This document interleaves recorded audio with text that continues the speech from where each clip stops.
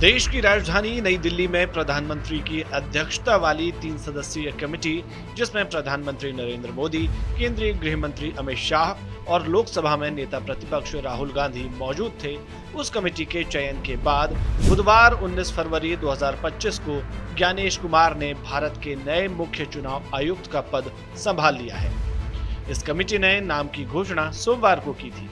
मुख्य चुनाव आयुक्त भारत के लोकतांत्रिक ढांचों के उन पदों में से एक है जो लोकतंत्र को लोकतंत्र बनाए रखने में बड़ी भूमिका निभाती है। कई मामलों में इनकी जिम्मेदारी भारत के सुप्रीम कोर्ट के चीफ जस्टिस के बराबर होती है, क्योंकि दोनों के फैसले लोकतंत्र को निष्पक्ष बनाने में बहुत ही महत्वपूर्ण होते हैं। अगर कोई इस बात से इत्तेफाक नहीं रखता है तो उसे अमेरिका में महिलाओं के वोटिंग राइट्स के लिए लड़ने वाली एक्टिविस्ट सुजैन बी एंथनी का वो कोट याद करना चाहिए, जिसमें उन्होंने कहा था, someone struggle for your right to vote, use it. Hindi में कहें तो किसी ने आपके मतदान के अधिकार के लिए संघर्ष किया है, इसलिए इसका इस्तेमाल करें। अब जान लेते हैं कि कौन है नए चुनाव आयुक्त ज्ञानेश कुमार। ज्ञानेश कुमार 1988 बैच के केरल कैडर के आईएएस अधिकारी हैं। 31 जनवरी 2024 को Gyanesh Kumar union corporation secretary के पद से रिटायर हुए थे। केंद्रीय मंत्री अमित शाह के अंतर्गत आने वाले इस मंत्रालय में वह मई 2022 से सेक्रेटरी थे। इसके 2 महीने बाद 14 मार्च 2024 को इन्हें चुनाव आयुक्त बनाया गया था। इसके अगले दिन 15 मार्च को उन्होंने कार्यभार संभाला और उसके अगले दिन ही चुनाव आयोग ने लोकसभा चुनाव 2024 के कार्यक्रम की घोषणा की थी और अब लगभग 11 महीने बाद वे मुख्य चुनाव आयुक्त की भूमिका में दिखाई देंगे। इससे पहले उन्होंने 5 साल गृह मंत्रालय में काम किया था, जहां वह मई 2016 से लेकर सितंबर 2018 तक ज्वाइंट सेक्रेटरी और उसके बाद सितंबर 2018 से लेकर अप्रैल 2021 तक एडिशनल सेक्रेटरी के पद पर अपनी सेवाएं देते रहे थे।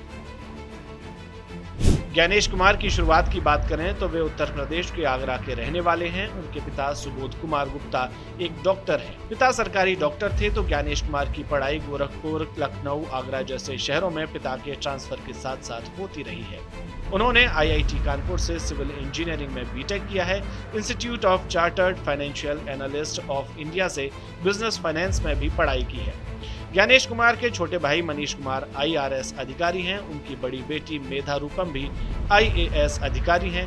दामाद मनीष बंसल भी आईएएस अधिकारी हैं, जबकि छोटी बेटी अभिश्री आईआरएस हैं और छोटे दामाद अक्षय लबरू एक आईएएस अधिकारी हैं। इसके अलावा ज्ञानेश कुमार के बहनोई उपेंद्र जैन भी एक आईपीएस अधिकारी हैं। कुल मिलाकर उनका परिवार आईएएस, आईपीएस और आईआरएस से भरा हुआ है।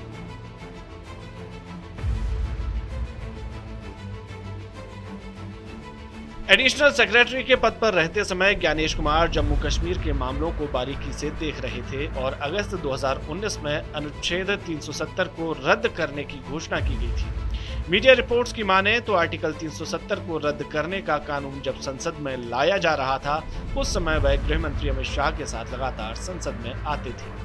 वहीं पीएम नरेंद्र मोदी सरकार का ज्ञानेश कुमार में एक ऑफिसर के तौर पर भरोसा इस तथ्य से ही पता चलता है कि न केवल उन्हें गोपनीय विधेयकों में से एक जम्मू कश्मीर पुनर्गठन विधेयक को तैयार करने की जिम्मेदारी दी गई थी, बल्कि वह राम जन्मभूमि तीर्थ क्षेत्र ट्रस्ट के गठन तक में शामिल थी।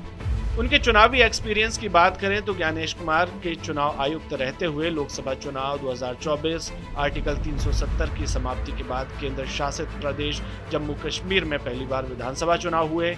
इसके अलावा हरियाणा, झारखंड, आंध्र प्रदेश, ओडिशा, महाराष्ट्र और दिल्ली में विधानसभा चुनाव हुए, तो उन्हें चुनाव करवाने का ठीक ठाक अनुभव है, ऐसा कहा जा सकता है। उनका कार्यकाल 26 जनवरी 2029 तक रहेगा। इस दौरान उनकी देखरेख में 20 विधानसभा चुनाव, 2027 के राष्ट्रपति और उपराष्ट्रपति चुनाव होंगे। जैसा कि पिछले लोकसभा चुनाव में देखा गया कि गर्मी के कारण कई कर्मचारियों की मौत हुई, तो सर्दियों में चुनाव कराने पर चर्चा छिड़ी। यदि ऐसा होता है तो 2029 का लोकसभा चुनाव भी इन्हीं के अंडर में हो सकता है।